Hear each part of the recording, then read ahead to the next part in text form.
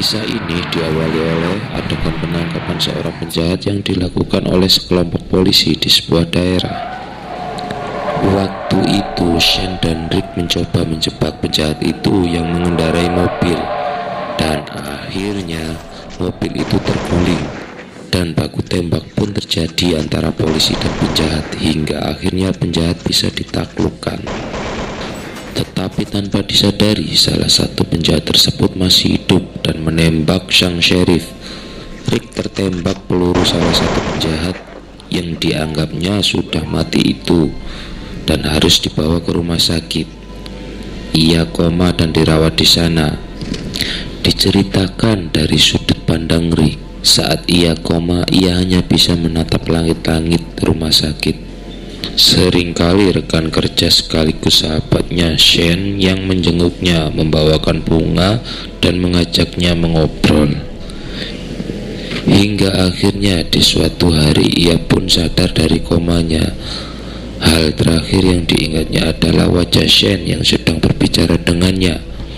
Dengan keadaan yang masih setengah sadar itu, ia mencoba memanggil perawat ataupun dokter, namun tak ada jawaban. Akhirnya ia pun memaksakan diri untuk bangun, melepaskan segala perlengkapan rumah sakit yang masih menempel pada dirinya, dan memanggil-manggil dokter dan perawat, namun tetap tidak ada jawaban. Ia pun menyadari ada sesuatu yang salah. Bunga yang terakhir Shane bawa yang terletak di atas mejanya pun sudah mengering dan layu. Ia pun memaksakan diri untuk keluar kamar dan mengecek keadaan. Suasana di luar kamar rawatnya sungguh mengagetkan. Kacau, sepi, kosong, berantakan, darah di mana-mana, tak ada seorang pun di sana. Dan yang membuatnya kaget ialah ia mendengar suara erangan aneh dari sebuah ruangan yang dirantai di depannya. Ruangan yang bertuliskan "Don't open that inside" itu pun terus didobrak dari dalam. Rick mencoba membukanya. Ia berpikir bahwa seorang dikurung di sana. Namun setiap ia memanggil orang itu, jawabannya hanya erangan buas yang tak ia kenal. Ia pun meninggalkannya. Sepanjang koridor rumah sakit banyak ia temui mayat-mayat berserakan. Begitu juga di luar rumah sakit, banyak mayat yang tergeletak di depan rumah sakit. Semuanya sama kondisinya, pucat, kulit membusuk, koyakan di beberapa bagian tubuh dan mata yang aneh. Masih dengan kondisi yang lemah, ia pun mencoba pulang ke rumahnya. Ia pun menemukan sepeda yang terletak di halaman rumah sakit. Di sampingnya terdapat mayat yang badannya hanya tinggal separuh dan koyak di mana-mana, namun masih hidup. Ia ketakutan dan segera menaiki sepedanya ke rumah.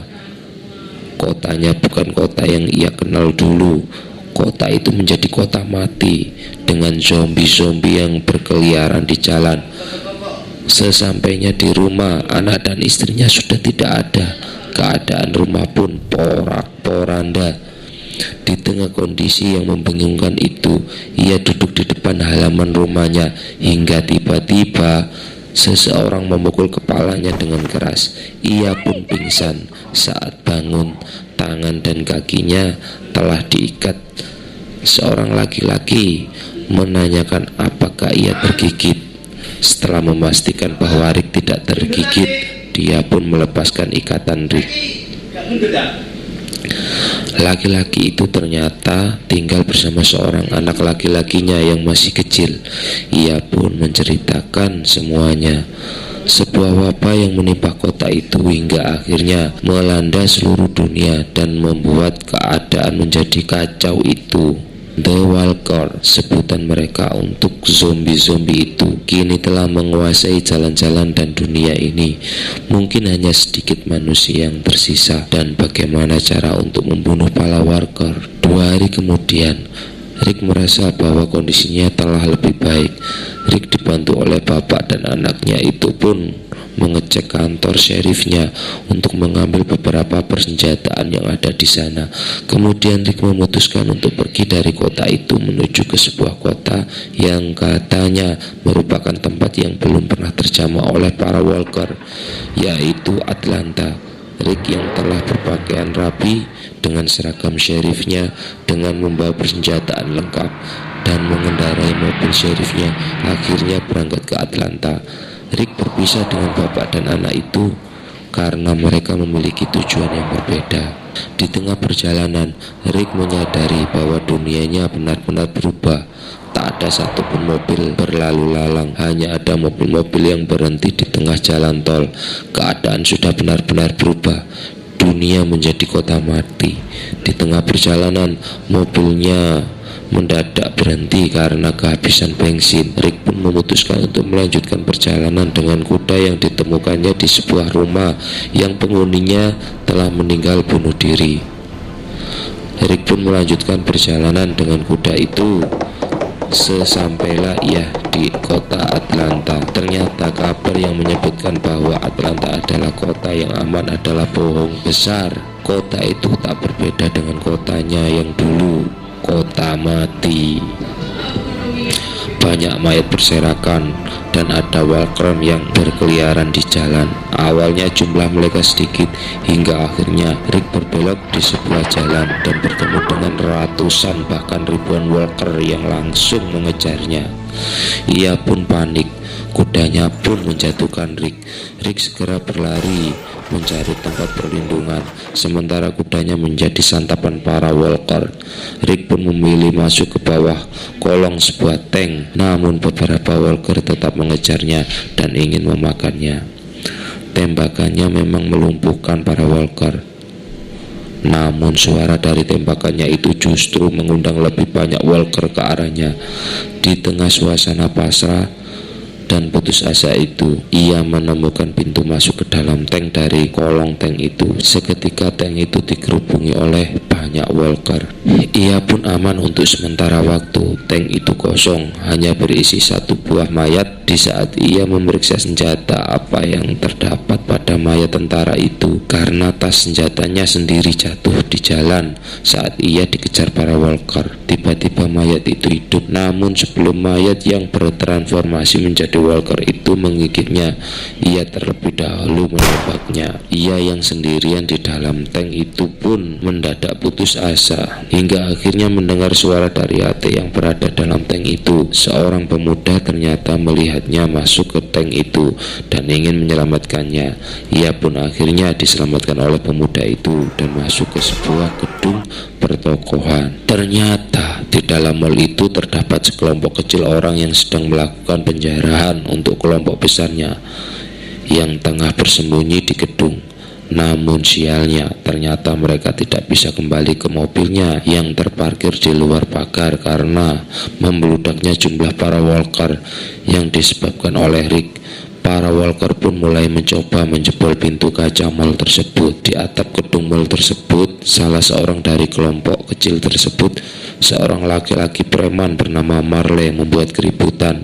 Ia mengancam serta memukuli teman-teman sekelompoknya sendiri untuk tunduk dan patuh padanya. Rick yang melihat keadaan tersebut lalu melumpuhkan Marley dan memborgolnya ke salah satu pipa di atap itu. Kemudian mereka pun memikirkan rencana untuk lari dari situ.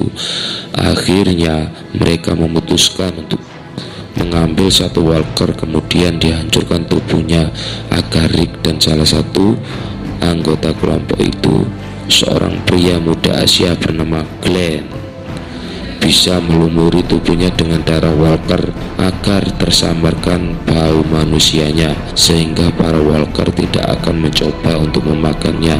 Setelah melumuri tubuhnya dengan darah walker itu, ia pun bergegas turun ke jalan untuk mencapai mobil mereka. Awalnya penyamaran itu berhasil hingga akhirnya hujan turun menghapus darah walker yang melumuri tubuh mereka dan membuat walker seketika menyadari kalau mereka adalah manusia dan santapan yang empuk. Hehehe. Mereka pun segera berlari menghindari para walker yang datang dari segala arah hingga akhirnya sesampailah mereka di mobil setelah membunuh beberapa walker. Rick dan Glenn pun akhirnya bergegas menyelamatkan kelompoknya yang terjebak di bangunan atap itu. Namun sayangnya, karena terburu-buru, salah seorang anggota kelompok itu, yaitu T-Dog, menjatuhkan kunci borgol Marley, dan mereka terpaksa meninggalkan Marley di atap.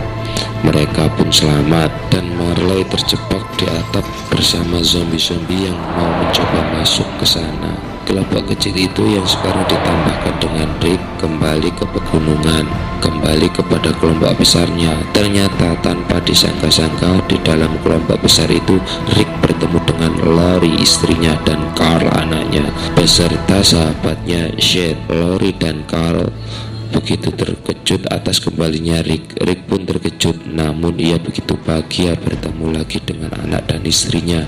Sementara Shane, ia begitu terkejut, namun ia sama sekali tidak merasa bahagia, karena sebelumnya selama Rick tidak ada, ia telah menjalin sebuah hubungan spesial dengan Lori, istrinya Rick.